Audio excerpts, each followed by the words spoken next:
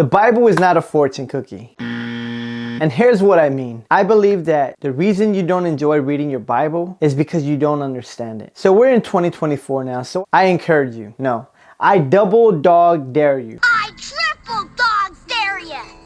Whoever is watching this video to read your Bible every day. But I will say that I am against people just reading one verse of the day. That's like watching a movie, starting in the middle, jumping around to the beginning, going to the ending, coming back into the middle to find a few other pieces, and it doesn't make any sense. And by the time you're done, you're just confused and you think that movie, it's dumb, it's confusing, it's not for me. But the Bible is not a fortune cookie. Although I like eating fortune cookies, it's not a bunch of random quotes or general advice for you. It's also not a horoscope. You don't open it and see, is it going to be a good day or a bad day, depending on what the verse of the day is. But instead, the Bible is actually a library of 66 books with many different types of literature and genres. Genres are basically categories, and it's important to know which genre that you're reading because that's going to tell you what rules you follow, because each type of genre and literature follows different rules. Understanding the context is equally important, if not more important, because context is king. You also need to know who is the person speaking. If you're reading narrative or a story, genealogy is very different than reading a parable or poetry or some historical information of what happened versus a poem or metaphors. Think of that idea where Robin Hood in Menatite says, "Lend me your ears." Who have traveled from villages near and far. Lend me your ears.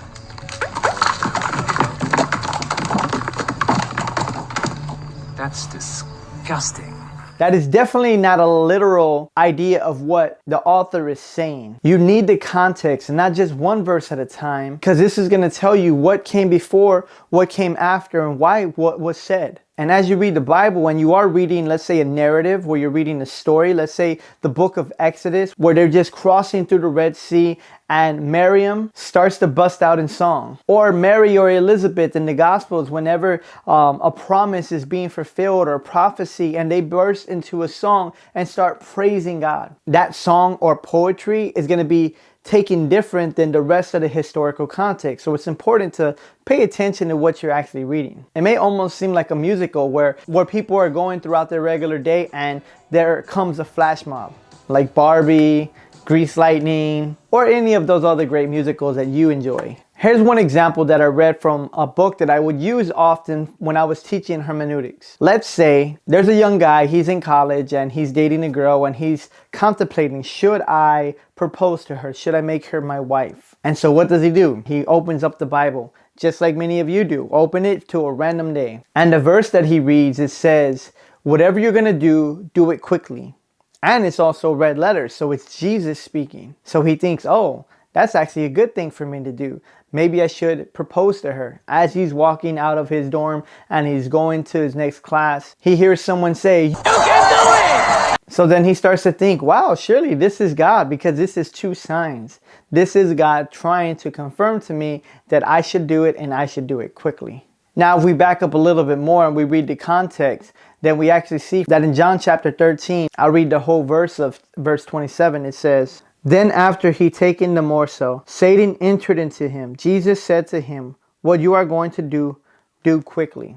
So the verse that this gentleman just got was actually a verse about Judas, where Jesus was telling him, you're going to betray me, go and do it quickly. Don't waste any time. That's not really the type of confirmation that we want to get from our future spouse. So always remember, as you're reading the Bible, reading context. Context is king. So I recommend reading at least 4 sentences or a paragraph, depending on how your Bible is broken up and what chapter or book you're in. Look for the section breaks. In most of the Bibles, as you see in this one, they have a section break of where it's a section of thought. For example, if you're reading Luke, I would read Luke chapter 1, verse 1 through verse 4. Tomorrow, I would read in verse 5, go all the way to verse 8. This way you can understand what's happening and you can get a better grasp on the whole story. It's like watching your favorite episode. Today you watch episode 1, tomorrow you watch episode 2. Some of you like to binge watch, and that's cool too. And what we would actually do in seminary is we would read the whole book in one sitting. So I would read the whole book of Luke in one sitting. It would take me 2 to 3 hours.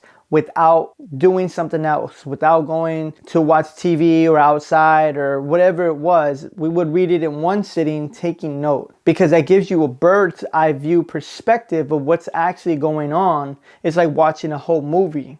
To be honest, as I read through the Bible, I take it slow. I read about a paragraph a day. So some books are very long and the chapters are very long, so it takes me a long time to get through the whole book or the whole chapter. But doing just these few steps is going to help you to understand the Bible and actually enjoy reading the Bible, because now it's going to make sense. Now you're going to know who are the main characters. Now you're going to understand what's going on, why Jesus said this, why the Pharisees were acting in certain ways to Jesus. It's going to start to make sense to you because you're reading in context and you're not jumping from the Old Testament to the New Testament, from this book to that book, but instead, it's like watching your favorite TV show. You're reading in order and it's making more sense. For several years, I taught hermeneutics, which is how to read and interpret the Bible, which I'm working on an online class that you could take, but also some more in-depth videos that you can watch to help you to understand besides these tips that I'm giving you today, because this is a little bit crash course where you can just start reading and understanding and enjoying the Bible today. And I will also have a downloadable guide with it as well, so you can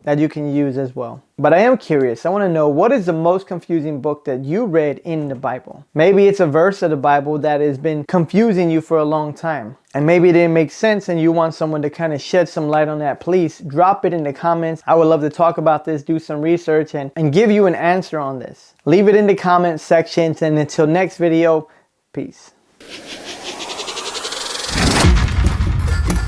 And also share it to your mama, to your grandmama, to your sister, to your uncle. Cut.